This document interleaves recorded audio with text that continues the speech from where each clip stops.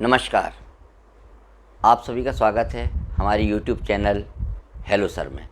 अभी हम सीरीज कर रहे हैं बच्चों से रिलेटेड, जिसमें बच्चों के रिजल्ट्स, उनका करियर, उनका सब्जेक्ट सिलेक्शन, एग्ज़ाम से पहले उनकी प्रिपरेशन कैसे होना चाहिए, बच्चे एग्ज़ाम में नंबर कैसे लाएं। उसी श्रृंखला में आज का हमारा विषय है आफ्टर रिजल्ट बच्चों की कंडीशन। मतलब रिजल्ट के बाद यदि बच्चे के कम नंबर आते हैं तो उस समय आपका रिएक्शन कैसा होना चाहिए, या ज़्यादा नंबर आते हैं तो आपका रिएक्शन कैसे होना चाहिए। तो मैं आशुतोष गुप्ता आप सभी का स्वागत करता हूं हमारे यूट्यूब चैनल हेलो सर में। और अभी तक यदि आपने हमारे चैनल को सब्सक्राइब नहीं किया है तो उसको सब्सक्राइब करें, लाइक करें और शेयर करें। और बच्चों से रिलेटेड कोई भी प्रॉब्लम है तो उसको आप हमको कमेंट्स करें, जिससे हम आपको एज ए काउंसलर उस प्रॉब्लम को शार्ट आउट करने की कोशिश करें। बहुत जल्दी हम जैसे ही न्यू सेशन स्टार्ट होता है, हम सारी क्लासेस के चैप्टर वाइज मैथ्स की चैनल आपकी हम फिर से स्टार्ट कर देंगे। तो आज मैं बात कर रहा हूँ क्योंकि लोकल क्लासेस के रिज़ल्ट आना शुरू हो गए हैं। बहुत सारी कक्षाओं के, बहुत सारे स्कूलों के रिज़ल्ट आ भी गए हैं। सबसे पहले मैं बता दूं लोकल क्लासेस किसे कहते हैं। लोकल क्लासेस होती हैं जो बोर्ड नहीं होती है। नॉर्मली हमारे पूरे देश में 10th और 12th बोर्ड है, लेकिन कुछ स्टेट में इस वर्ष से 5th और 8th को भी बोर्ड किया गया है। तो 5th, 8th, 10th और 12th को छोड़कर बाकी जो क्लासेस होती हैं वो लोकल क्लासेस कहलाती हैं। 1st to 12th स्कूलिंग की बात करें तो उसमें मैक्सिमम प्री प्राइमरी, प्राइमरी और मिडिल क्लासेस के रिज़ल्ट लगभग सभी स्कूलों में आ चुके हैं। अब इस रिज़ल्ट के बाद यदि बच्चे के नंबर कम आए हैं, ज़्यादा आए हैं तो कोई बात ही नहीं। अब ज़्यादा और कम की क्या परिभाषा है, ये डिपेंड करता है गार्जियंस पे, क्योंकि हम बहुत ज़्यादा आजकल बच्चों की तुलना करने लगे हैं।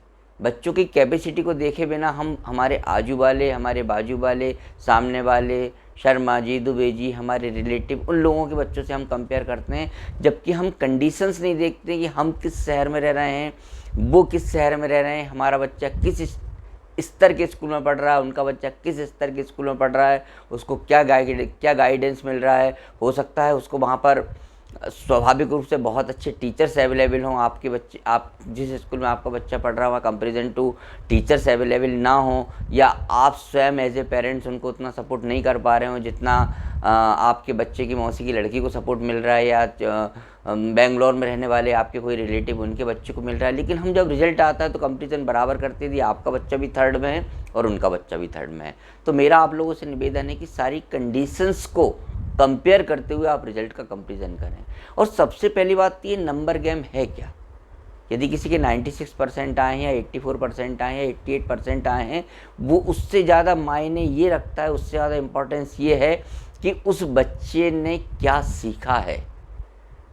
हम नंबर्स के कंपैरिजन में लर्निंग पर यदि हम जोर देंगे तो आने वाले समय में जब कंपटीशन एग्ज़ाम होगा बच्चे का, उस समय वो ज़्यादा सक्सेस, उसका जो रेशो है, सक्सेस का परसेंटेज है, वो आपका रहेगा। के बारे में बात कर रहा हूँ। लेकिन यदि बच्चे के कम नंबर आए हैं तो जो बेलुअर्स है, उस समय उसकी मानसिक स्थिति क्या थी, वो किस मनोदशा से गुजर रहा था।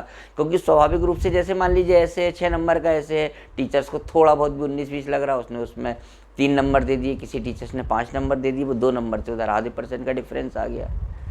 और यहाँ एक चीज़ और देखने में आती है, जो हमारे रिलेटिव होते हैं बहुत ज़्यादा ओवर रिएक्ट करते हैं। आपका बेटा 10th में इंदौर में रहने वाले, भोपाल में रहने वाले आपके रिलेटिव होंगे, यदि सुबह न्यूज़पेपर में आ गया कि आज 10th का रिजल्ट आ गया, 10 बजे उनका फ़ोन आ जाएगा, अरे आज तो अमित का रिजल्ट है, आज तो सानिया का रिजल्ट है, आज तो आकाश का रिजल्ट है।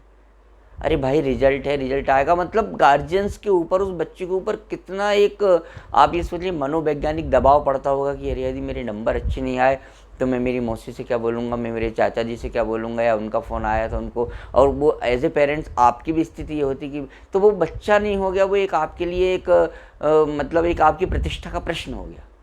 जब तक हम इन बातों से थोड़ा सा ऊपर नहीं उठेंगे, क्योंकि ये नंबर्स जो है, आप मुझे बताइए 34% में, 33% में हमारी एजुकेशन पॉलिसी में बच्चे को पास कर दिया जाता है, उत्तीर्ण कर दिया जाता है, नेक्स्ट क्लास में प्रमोट किया जाता है। लेकिन जब वो कंपटीशन एग्ज़ाम देता है, टीचरशिप का एग्ज़ाम हो, किसी कैंपस में बैठा हो, पटवारी का एग्ज़ाम हो, बैंकिंग का एग्ज़ाम हो, तो 99 और 98% पर भी हो सकता है कि वो रैंकिंग में ना हो, उसका सिलेक्शन ना हो, आई मीन टू से वो पास आउट ना हुआ, वो उसको क्रॉस नहीं कर पाता, उसको पास नहीं कर पाता, यहाँ 34 में पास हो जाता है। तो ये जो नंबर्स का जो कंपैरिजन है, वो आप उससे थोड़ा सा ऊपर उठें। और आप ये बताइए, आपके बच्चे के यदि नंबर कम आए हैं तो आपने सब्जेक्ट सिलेक्शन के समय आपने क्या इस बात का ध्यान रखा था कि हमारे बच्चे की क्या पसंद है या उस बच्चे की क्या एबिलिटी है? हमने उसको थोप दिया कि तुमको इंजीनियर बनना है, तुमको डॉक्टर्स बनना है, आपने बायो दिला दिया, आपने उसको मैथ्स दिला दिया, और आफ्टर दैट जब उसके नंबर कम आते हैं तो आप कहते हो कि मेरी ज़िंदगी भर की कमाई लगा दी और ये नंबर देखो, वो नंबर देखो। आप ये नहीं सोचते कि उस परिस्थिति में ईश्वर ना करे कि कुछ इस प्रकार की घटना दुर्घटना हो जाए जो आपके बच्चे के स्वास्थ्य पर प्रतिकूल असर डालेगी, तो वो ज़्यादा महत्वपूर्ण है या आपको ये ज़्यादा महत्वपूर्ण है कि उसके नंबर्स क्या आ रहे हैं?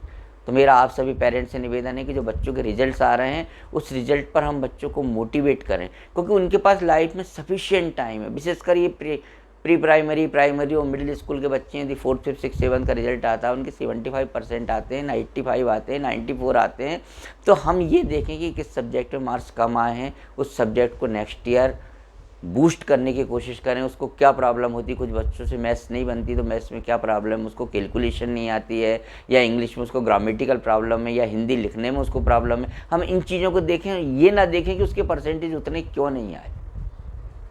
अब परसेंटेज क्यों नहीं आए, इसके बहुत सारे रीज़न हो सकते हैं, लेकिन जिस पर्टिकुलर सब्जेक्ट वाइज हम देखें किस सब्जेक्ट में उसकी वीकनेस है।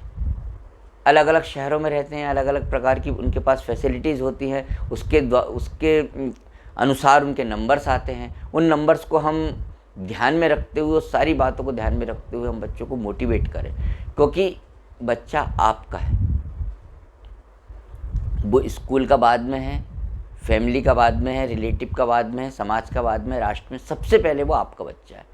और ये आपका जो बच्चा है वो हमारे राष्ट्र का भविष्य है, हमारे समाज के लिए एक जिम्मेदार नागरिक बनने की स्थिति में जब आएगा, जब हम उसको अभी इतनी सी उम्र से इतने सारे सब्जेक्ट का प्रेशर और ये नंबर्स का प्रेशर, आप जानते होंगे विदेशों में जो एजुकेशन पॉलिसीज़ है उसमें ये जो एग्ज़ाम का जो फंडा होता है वो हमारे एग्ज़ाम के फंडे से बहुत अलग होता है।